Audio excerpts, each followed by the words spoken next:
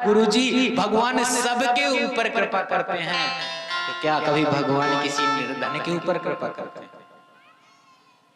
सुखदेव जी कहते हैं हाँ, भगवान निर्धन के ऊपर कृपा ही नहीं करते, अरे निर्धनों को, गरीब को तो अपना मित्र बना लेते हैं।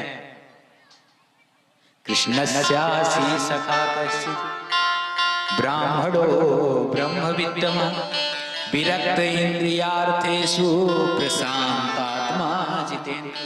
भगवान के एक परम प्रिय मित्र हैं, कृष्णस्यासि सखा कश्चित्। कौन है? ब्राह्मण है, और ब्राह्मण नहीं है, ब्रह्मविद्मा, परम विद्वान है, ब्रह्म को जानने वाले हैं। आज प्रसिद्ध नाम है उनका, नाम है सुदामा। विरक्त इंद्रियार्थेषु, इंद्रियों से ही विरक्त है। प्रशांत आत्मा, शांत नहीं है, प्रशांत है महाराज, क्रोध कभी आते ही नहीं, थोड़े से ही संतुष्ट रहते हैं। जितेंद्रिय, उनकी पत्नी है। लोग कहते हैं सुदामा जी दरिद्र हैं, लेकिन भागवत में सुदामा जी को दरिद्र नहीं कहा। दरिद्र होना अलग बात है और गरीब होना अलग बात है। ब्राह्मण सुदामा जी गरीब हैं क्योंकि उनके अंदर धन की कामना नहीं है, लेकिन सुदामा जी दरिद्र नहीं। दरिद्र तो कोई राजा भी हो सकता है। दरिद्र कौन है? दरिद्र वही है जो संतुष्ट नहीं। एक बार मार्ग में संत जा रहे थे, उनको एक फूटी कौड़ी मिली, उन्होंने उठा करके रख लिया। लोगों ने देखा, बाबा जी आप इस कौड़ी का क्या करोगे? बोले कोई दरिद्र मिलेगा उसको दे दे। अब तो वह बाबा जी उस कौड़ी को लेकर घूमते रहे, घूमते घूमते एक बार मार्ग में जा रहे थे, सामने से सेना आ रही थी बहुत बड़ी, 5-2 सैनिक आ रहे थे, मार्ग खाली करा रहे थे। अरे महाराज हट जाओ, महाराज की सवारी आ रही। कौन महाराज आ रहे हैं? बोले पूरब के राजा पश्चिम के राजा पर आक्रमण करने जा रहे हैं, चढ़ाई करने जा रहे हैं, युद्ध करने जा रहे हैं। बोले क्या करेंगे? बोले उसको मार करके उसके राज्य को अपने राज्य में मिला लेंगे, उसकी धन संपदा लूट लेंगे। बोले उनके पास धन नहीं? बोले बहुत है। बोले क्यों? तो फिर क्यों जा रहे हैं? बोले हर राजा की इच्छा होती कि हमारा राज्य बढ़े, तो अपने राज्य को बढ़ाने के लिए जा रहे हैं। वो ब्राह्मण खुशी से नाचने लग गए, वो बाबा जी अरे मिल गया मुझे, दरिद्र मिल गया। मार्ग में खड़े हो गए, राजा को रोका, रे कहां जा रहे हो? महाराज युद्ध करने जा रहा हूं, आशीर्वाद विजय प्राप्त होगी, संत के दर्शन हो। बोले नीचे उतर के आओ। नीचे आए, बोले हाथ आगे कर। जैसे ही हाथ आगे किया राजा ने, महाराज ने फूटी कौड़ी निकाल के रख दी। महाराज ये कौड़ी क्यों देते हो? बोले इस संसार में तुमसे ज्यादा दरिद्र मैंने देखा ही नहीं। ओ हा दरिद्र यस्य विशाल तृष्णा, जिसकी तृष्णा भरी हुई है वही दरिद्र है। सुदामा जी तो परम संतुष्ट है, प्रशांत आत्मा, जितेंद्रिय। उनकी पत्नी है जिनका नाम है सुशीला, पुत्र भी। सुदामा जी 5 घर भिक्षा मांगने जाते हैं और जो मिल गया उसी वही लेकर के आ जाते हैं। ऐसी अवस्था है कि 2-2 दिन तक भगवान का भोग नहीं लगता, घर में भोजन नहीं बनता है, लेकिन फिर भी सुदामा जी के मन में कोई कामना नहीं। 2 दिन से बच्चे भूखे हैं, माँ के पास गए, माँ हमें भूख लगी है, लेकिन भगवान की पत्नी, सुदामा जी की पत्नी भी कितनी पतिव्रता है, कभी कुछ नहीं मांगती। पति की जैसी स्थिति है उसी में पत्नी को संतोष करना चाहिए, उसी में गुजारा करना चाहिए, उसी में निर्वाह करना चाहिए। लेकिन माँ बच्चों का दुख देखा नहीं जाता। आज 2 दिन से बालक भूखे हैं, रात को नींद नहीं आ रही है, जबरदस्ती सुला दिया, लेकिन आज रहा नहीं। जाकर के सुदामा जी के पास पहुंचेंगे।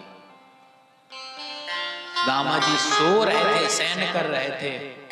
सोते हुए को जगाने की भी एक अपनी कला होती है। उनके चरणों में बैठ करके उनके चरणों को धीरे धीरे दबाने लग गए। सुदामा जी जग गए, बोले देवी आप सोई नहीं। बोले प्रभु आपसे एक बात पूछनी है। ननु ब्रह्मण भगवत सखा साक्षात् श्रियः पति ब्रह्मण्यश्च शरण्यश्च भगवान सात्वतर्षः। मैं आपसे एक बात पूछना चाहती हूँ। यह सत्य है जो लक्ष्मीपति भगवान नारायण हैं, भगवान द्वारिकाधीश हैं, क्या वह आपके मित्र? जैसे ही भगवान का नाम लिया सुदामा जी को भगवान की याद आ गई। अरे देवी तुम मित्र कहती हो, वह तो अपना लंगोटिया यार है, बचपन का सखा है। प्रभु तो फिर आप उनके पास जाते क्यों? उनके दर्शन करने की इच्छा नहीं होती? सुशीला जी जानती हैं कि अगर मैं इनसे कहूंगी कि जाकर के भगवान से कुछ मांग ले आओ तो ये कभी नहीं जाएंगे। लेकिन भगवान भी कहते हैं सन्मुख हो ही जीव मोहि जब ही जन्म कोटि अघनासहु तब ही। जब जीव मेरे सन्मुख आता है उसके समस्त पाप और कष्ट दूर कर देता हूं। तो एक बार इनको इनके सन्मुख तो भेजा जाए।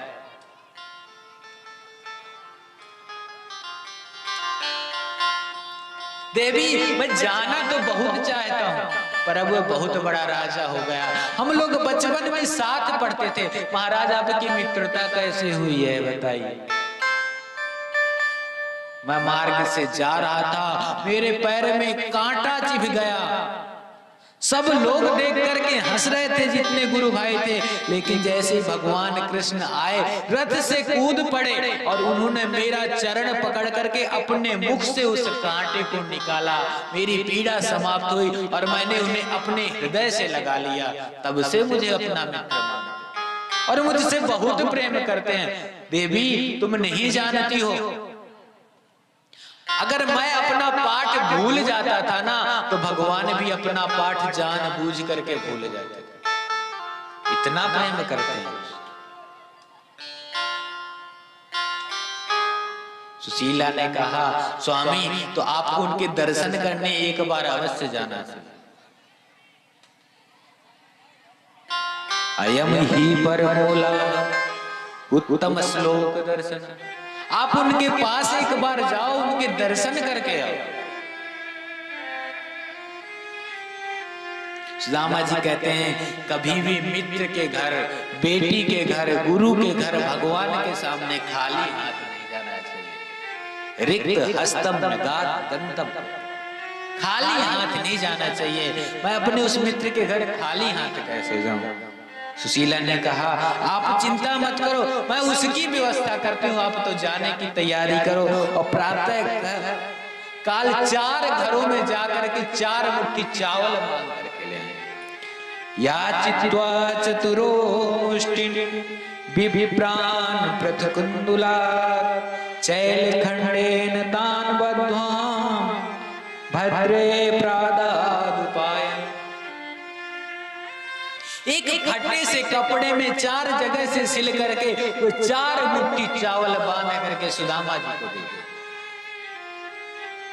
जानती हैं कि अपने घर की स्थिति यह नहीं बताएंगे, भगवान पूछेंगे सुदामा जी कुशल से तो होना, यही कहेंगे त्रैलोक में मुझसे ज्यादा सुखी तो कोई है ही नहीं। अगर वो चाहती तो एक घर से ही चावल मांग लाती, लेकिन नहीं, 4 घर से मांग के लाई और हर घर का चावल अलग ही प्रकार का होता है, भले ही एक ही बीज। वह जब 4 प्रकार का चावल परमात्मा देखेंगे तो समझ जाएंगे इसके घर 4 मुट्ठी चावल भी नहीं। और कपड़ा भी 4 जगह से सिला हुआ, वह देखकर भगवान समझ जाएंगे कि इनके घर में एक शुद्ध वस्त्र भी नहीं। सुदामा जी ने कहा देवी मैं जा रहा हूं। और वो मुझसे पूछेगा तुम्हारा विवाह हुआ क्या नहीं, पूछेगा भाभी कैसी है, तो तुम क्या संदेशा देती हो उन्हें ये तो बताओ। बोले भगवान एक ही बात कर प्रभु, 1 मास 2 पाक में 2 एकादशी हो। मेरे घर गोपाल जू नित्य एकादशी हो। 1 महीने में 2 ही एकादशी होती हैं, लेकिन आपके आशीर्वाद से, आपकी कृपा से तो मेरे घर नित्य ही एकादशी होती है। अब तो सुदामा जी भगवान का ध्यान करते हुए, भगवान की लीलाओं का स्मरण करते हुए भगवान के धाम को जा रहे हैं।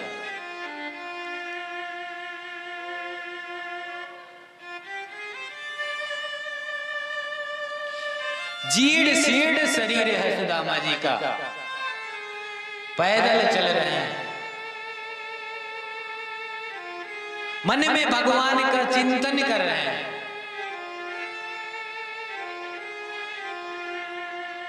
हे कन्हैया, तुझे राजा भी बनना था, नई नगरी भी बनानी थी, तो इतनी दूर बना लेते।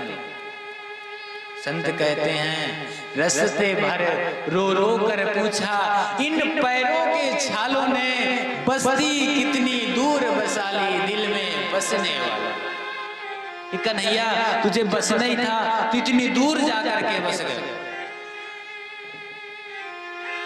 दूर नगरी बड़ी दूर नगरी, दूर नगरी कान्हा दूर नगरी, कैसे आओ रे कन्हैया, कैसे आओ रे कन्हैया, तेरी द्वारका नगरी बड़ी दूर नगरी, दूर नगरी बड़ी दूर नगरी कान्हा दूर नगरी बड़ी दूर नगरी, कैसे आओ रे कन्हैया, कैसे आओ रे कन्हैया, तेरी द्वारका नगरी बड़ी दूर नगरी, दूर नगरी बड़ी दूर नगरी कान्हा दूर नगरी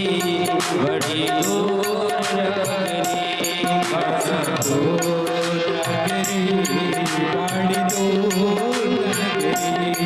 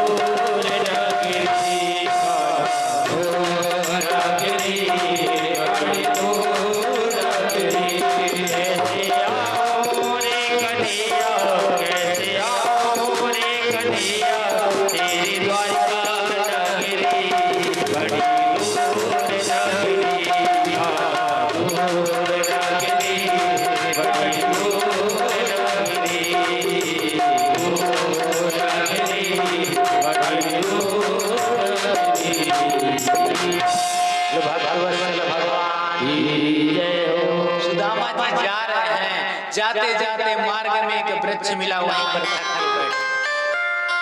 अरे कन्हैया, मार्ग में एक व्यक्ति मिला, पूछा भैया यहाँ से द्वारिकापुरी कितनी दूर है? बोले महाराज आपको देख करके लगता है कि आपको वहां जाने में वर्षों लग जाए। उसी वृक्ष पर लेट गए। अरे कन्हैया, तुझे बुलाना हो तो बुला लेना, नहीं तो मैं तो यहीं सो रहा हूँ। और वहीं पर सो गए। भगवान सुदामा जी को सोते हुए ला करके द्वारिका में लिटा दिया। बोले भक्तवत्सल भगवान जय हो। और जैसे ही जगह देखा ये सुंदर नगर कौन सा है, भैया पूछने लगे भैया ये कौन सा नगर है, यहाँ से द्वारिकापुरी कितनी दूर है? बोले भैया यही द्वारिकापुरी है। अच्छा ये बताओ यहाँ पे मेरा कृष्ण किधर रहता है? बोले कौन है कृष्ण? बोले जो यहाँ का राजा है। उनका नाम ऐसे नहीं लेते। कैसे लेते हैं भैया? उनका नाम लेते हैं राजा धीराज महाराज ब्रजकुल कमल दिवाकर चक्रवर्ती सम्राट द्वारिकाधीश भगवान श्री कृष्ण चंद्र जी महाराज। सुदामा जी ने कहा अरे भैया हम तो बचपन में वाके साथ ही पढ़ा करें, तब तो हम उसको कन्हैया कन्हैया कनुआ कनुआ कान्हा कान्हा कह करके बुलाते थे। आज उसके आगे इतने संबोधन लगने लगे। अरे भैया तू यही बता दे तेरे महाराज का भवन कहाँ है? बोले 16,108 दीग्रे ने उन्हीं के भवन में किसी में चले गए। और सुदामा जी आकर के द्वार पे खड़े द्वारपालों के पास खड़े हो गए। द्वारपालों से कहा भैया मैं भगवान कृष्ण के दर्शन करना चाहता हूँ, भगवान कृष्ण से मिलना चाहता हूँ, उनसे बताना उनका बचपन का मित्र सुदामा है। अब जो बड़े लोग होते हैं ना उनके नौकर भी महाराज बहुत अच्छे होते हैं, सबसे आदर सम्मान से बात करते हैं। उन्होंने प्रणाम किया सुदामा जी को। और हम लोग क्या झांकियों में देखते हैं महाराज सुदामा जी को धक्का लगाया जाए। भागवत में कहीं भी नहीं लिखा, भागवत में तो यह लिखा है कि सुदामा जी भगवान के सीधे अंतःपुर में प्रवेश कर। द्वारपालों ने जाकर के भगवान से निवेदन किया प्रभु शीस पगा न जगा तन पे प्रभु जान गुआए बसे नहीं राम धोती फटे सिरनी दुपट्टी और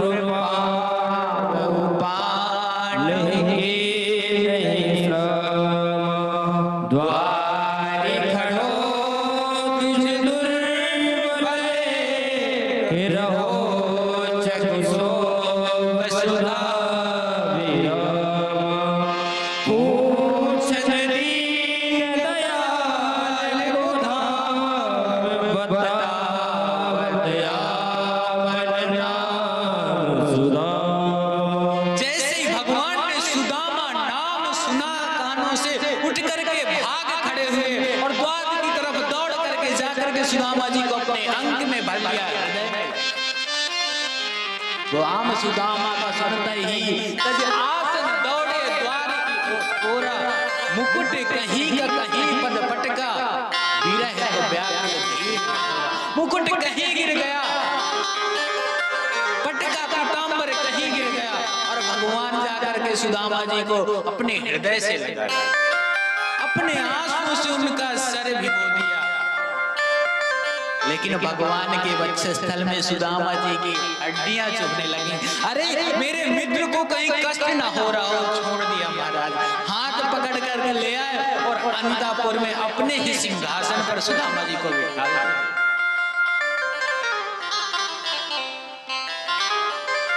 जिस सिंहासन की चौकी को प्रणाम करने से भी बड़े बड़े देवराज इंद्र आदि देवता डरते हैं, आज उस निर्धन ब्राह्मण को भगवान ने ले जाकर के अपने सिंहासन पर बिठा दिया और स्वयं चरणों में बैठे।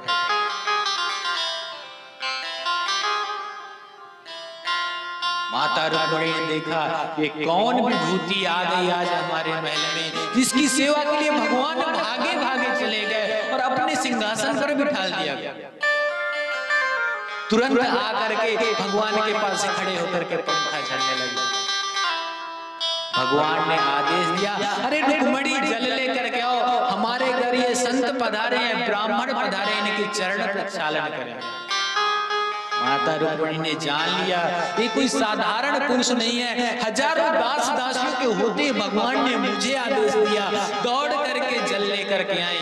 और जैसे ही भगवान ने सुदामा जी के चरण उठा करके अपनी गोद में रखे, महाराज ऐसो बिहाल विवाहित सो पद कंठ जाल के किन सोए, हाय महादुख पाय सखा तुम्हारे दे लगते बिन कोई। हजारों कांटे सुदामा जी के पैरों में चुभे हुए हैं। भगवान ने नीचे से हाथ लगाया, सुदामा जी दर्द से कराए उठे।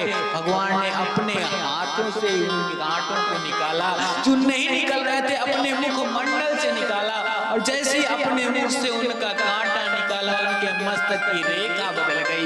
जिस मस्तक में लिखा हुआ था श्री छया, उसी मस्तक में लिख गया यस्य श्री, यक्ष के समान रश्मि प्राप्त। भगवान ने सोचा अरे मेरे यहाँ तो समुद्र का जल आता है और इनके चरणों में तो घाव लगे हुए हैं, और मैं समुद्र का पानी चरणों में डालूंगा ना, इनको दर्द होगा।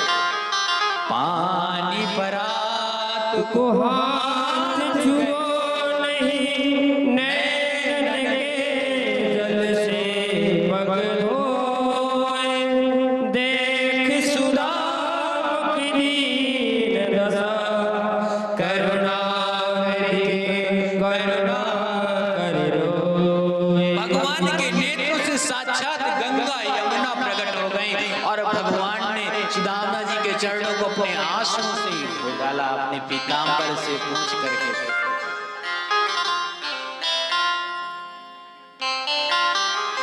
अपने सिंहासन पर बिठा सुदामा जी बहुत संकोच कर रहे हैं, बड़े बड़े मंत्री खड़े हैं, बड़े बड़े राजा खड़े हैं, भगवान से कुछ बोल नहीं रहे।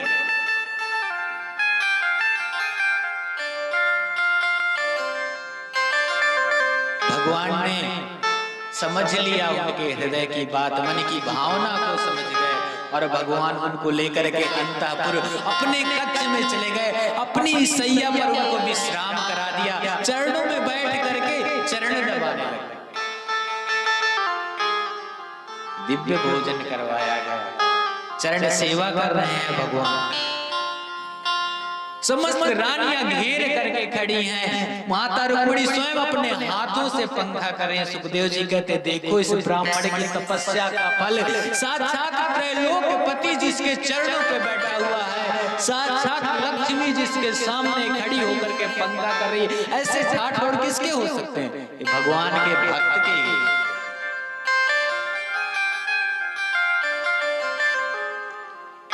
अब सुदामा जी से भगवान ने पूछा अरे भैया तुम तो बचपन में बहुत वैराग्य की बात करते थे, एक बात बताओ तुम्हारा विवाह हुआ कि नहीं? सुदामा जी ने कहा अरे भैया परिवार की बात के कारण, माता पिता के आदेश की वजह से विवाह करना पड़ रहा। तेरी भाभी का नाम सुशीला है, जैसे नाम वैसे गुण है, बहुत सीधी है। भैया अगर आपने विवाह किया तो हमको नहीं बुलाया। अरे लाला सब एकाएक हो गया, बताने का मौका। भैया हमारी भाभी को आपने हमारे बारे में बताया? बोले हाँ कन्हैया सच कहूं तो उसी ने तेरे पास भेजा है। बोले भैया अगर भाभी ने हमारे पास भेजा है तो भाभी ने हमारे लिए कुछ भेजा भी होगा, भाभी ने हमारे लिए क्या? भैया अरे लाला मेरी कहा समझ, तो तुझको कुछ भेंट प्रदान कर सकूं, मेरे पास है ही ऐसा क्या? अब तो महाराज उस भरी सभा में बड़ी बड़ी राजकुमारियां खड़ी हैं, इनके सामने कैसे अपने छोटे से चावल निकाल कर देते। अब तो भगवान चरण दबा रहे हैं और सुदामा जी बार बार हाथ दबा रहे हैं अपना, कहीं पोटली निकल ना जाए। भगवान कह रहे बहुत देर से देख रहा हूं आप अपना हाथ क्यों दबा रहे हैं? ले लाला चल करके आयो ना तो हाथों में दर्द होता।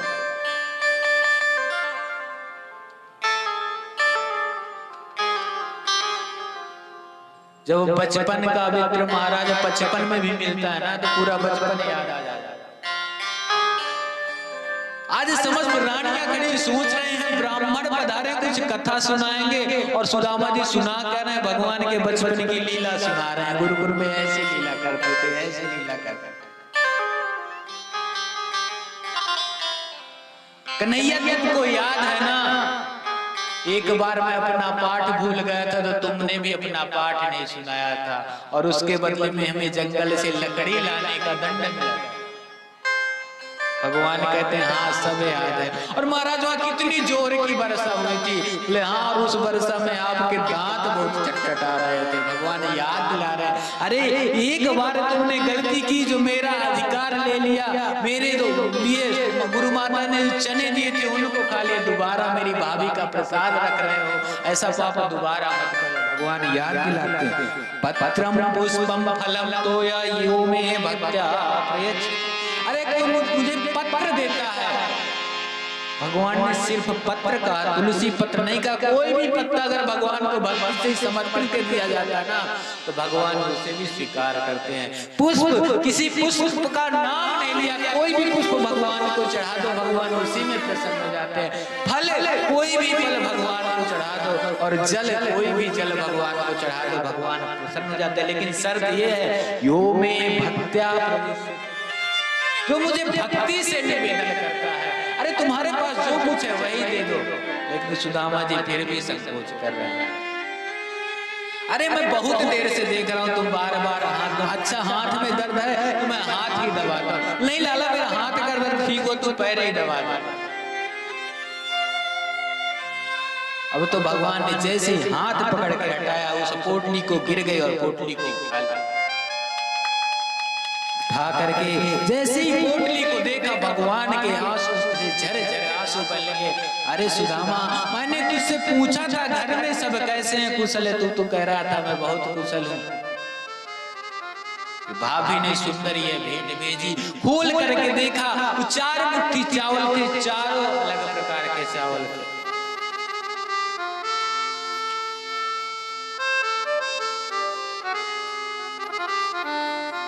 भगवान ने उन चावलों से एक मुट्ठी ग्रहण करके स्वर्ग लोक के समान लक्ष्मी सुदामा को प्रदान कर दी। दूसरी मुट्ठी ग्रहण किया, कुबेर के समान लक्ष्मी प्रदान कर दी। और जैसे तीसरी मुट्ठी ग्रहण करने लगे, रुक्मिणी माता ने हाथ पकड़ लिया। अरे कन्हैया, आप सुदामा बनना चाहते हो क्या? ये कैसा न्याय है आपका? भगवान का विचित्र न्याय है हमारा। अरे इसने 4 मुट्ठी चावल दिए, जिसके बदले में आपने 2 लोगों की संपदा प्रदान कर दी। यह कैसा न्याय है प्रभु आपका? भगवान ने कहा, ये 4 मुट्ठी चावल ही इसकी सारी संपत्ति है, तो इसने अपनी संपूर्ण संपत्ति का दान कर दिया, तो इसके बदले में मुझे भी अपनी सारी संपत्ति का दान करना चाहिए। अरे मेरे पास तो त्रैलोक का अधिपति हूँ, मुझे तो पूरा त्रैलोक दान कर देना चाहिए। रुक्मिणी माँ ने कहा, भगवान आप ऐसे संत का प्रसाद हम लोगों को नहीं दोगे? हाथ से छीन लिया, समस्त रानियों में बांट दिया। सुदामा जी के आंखों से अश्रुधारा भरी। अरे देखो कन्हैया कितना कृपालु।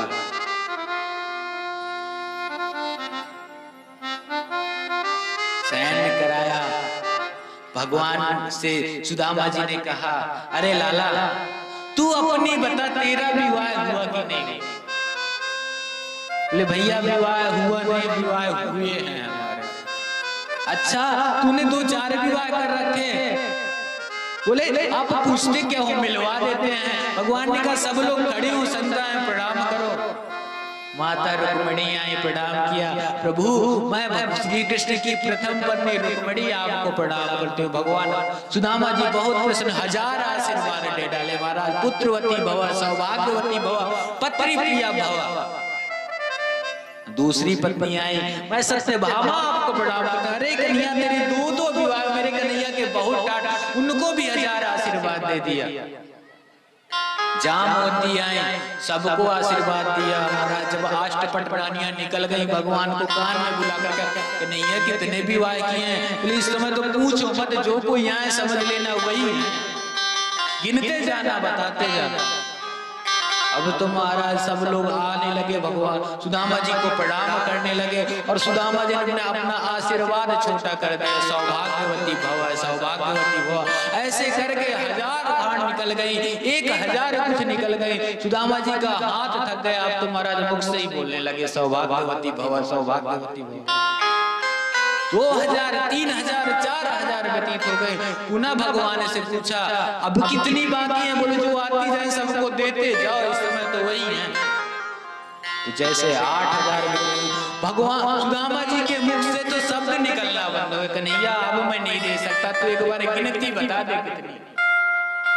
भगवान ने कहा मेरे 16108 विवाह हुए। अरे लाला हमने तो एक ही विवाह किया और तू कह रहा था अपने विवाह में नहीं बुलाया, और तूने इतने सारे विवाह कर लिए और हमको नहीं बुलाया। भगवान कहते हैं क्या बताऊं मित्र, अभी कुछ पल पहले तक पता ही नहीं था कि विवाह, लेकिन आप आधों को आशीर्वाद दे दिया, आधे को नहीं दोगे तो हमारे घर में झगड़ा बन जाएगा, ऐसा मत करो। सुदामा जी ने कहा मैं सब राज्यों को आशीर्वाद नहीं दे सकता, लेकिन इसका एक उपाय बताता हूं। तू इनका पति है इसलिए तू इनका अर्धांग है, और तू ही मुझे प्रणाम कर ले, मैं तुझे ही आशीर्वाद दे देता हूँ, तो सबको आशीर्वाद प्राप्त हो जाएगा। और भगवान सुदामा जी के चरणों में साष्टांग लेट गए और सुदामा जी ने आशीर्वाद दिया पुत्रवती भव, सौभाग्यवती भव, पति प्रिया भव। अपने पलंग पर सुदामा जी को विश्राम कराया भगवान ने, अपने वस्त्र पहनाए, बहुत सेवा की।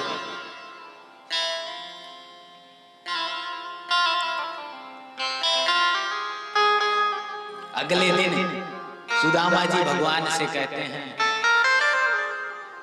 कन्हैया मैं अपने घर को जाना चाहता हूँ, तेरी भाभी भी चिंता कर रही होगी। भगवान ने सहर्ष कह दिया। सुदामा जी ने सोचा कहेगा रुकने के लिए, लेकिन भगवान ने कह दिया ठीक है महाराज, अपनी गृहस्थी सबको प्यारी है, पधारो। अपनी गृहस्थी सबको प्यारी है, पधारो। अब सुदामा जी भगवान से विदा लेकर के वापस, मुझे पता है मुझे कुछ नहीं चाहिए, लेकिन जो सुशीला है वो कुछ ना कुछ आशा करके बैठी होगी। पति कहीं भी बाहर जाता है ना, जब वो वापस आता तो पत्नी कोई ना कोई उम्मीद जरूर रखती है, कोई ना कोई आशा जरूर रखती है, मेरे लिए कुछ लेके आए होंगे, या तो कुछ दे ही नहीं रहा, कैसे कहें। सुदामा जी ने कहा अरे कन्हैया भाभी ने तुम्हारी एक संदेशा भेजा था। बोले क्या? 1 मास 2 पक्ष में 2 एकादशी हो, मेरे घर गोपाल तो नित्य एकादशी हो। भगवान ने कहा जाओ हमारी भाभी को कह देना, अभी होनी थी सो हो गई, बहुरी ना ऐसी होए, भाभी तेरे भवन में नित्य द्वादशी हो। और जिसका एकादशी का व्रत होता है ना, तो द्वादशी को बहुत व्यंजन बनाता है, तुम्हारे भवन में नित्य द्वादशी हो। भगवान ने अपने समान द्वारिकापुरी जैसे विश्वकर्मा जी को बुला करके सुदामापुरी का निर्माण। जाने लगे सुदामा जी, जाते जाते कहते भैया और कुछ तुमसे कहना है? बोले हाँ यहाँ आओ बताओ। सुदामा जी ने सोचा अब कुछ जरूर देगा। बोले तुम मेरे वस्त्र पहन के जा रहे हो ना, इनको उतार करके जाओ, तुम अपने वस्त्र पहन करके जाओ, और भाभी से हमारी राम राम कह दे। सुदामा जी बोले अब ये कुछ देगा नहीं, चलिए अब चलिए। भगवान का ध्यान कर रहे हैं। हम लोग कोई होते ना तो भगवान को 4 सुना करके आते, लेकिन सुदामा जी क्या कर रहे हैं? क्वा हम दरिद्रम पापिया क्वा कृष्णा श्रीनिकेतन ब्रह्म बंधो हृदि स्माहं बाहुभ्याम परिणाम। अरे भगवान जैसा करुणावान कौन होगा, कृपालु कौन होगा, ऐसो को उदार जम माही, बिन सेवा जो द्रवहि दीन पर राम सरिस होगा।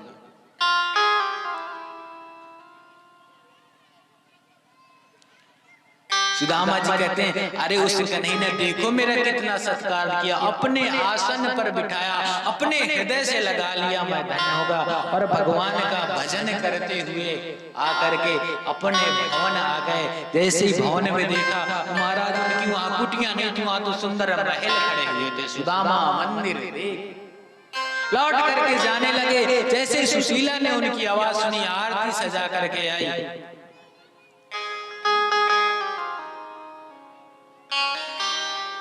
सुदामा जी को रोका। जैसे सुदामा जी ने आवाज सुनी, पहचान गए, ले देवी ये क्या हुआ? ये सब कन्हैया ने दिया है, भगवान ने दिया। भक्तवत्सल भगवान की जय।